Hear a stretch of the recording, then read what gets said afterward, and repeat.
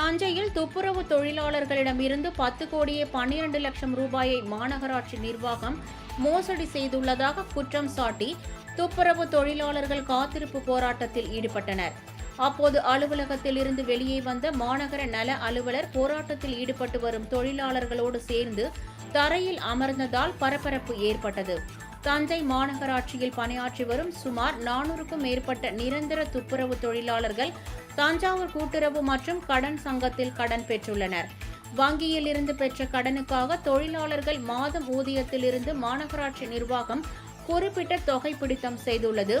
ஆனால் தொழிலாளர்களிடம் இருந்து பிடித்தம் செய்த தொகையை முறையாக மாநகராட்சி நிர்வாகம் வங்கிக்கு செலுத்தாமல் 10 கோடியே 12 லட்சம் ரூபாயை மோசடி செய்துள்ளது. இதை அறிந்து அதிர்ச்சி அடைந்த துப்புரவு தொழிலாளர்கள் மாநகராட்சி அலுவலகம் நுழைவாயில் முன்பு காத்திருப்பு போராட்டத்தில் ஈடுபட்டனர்.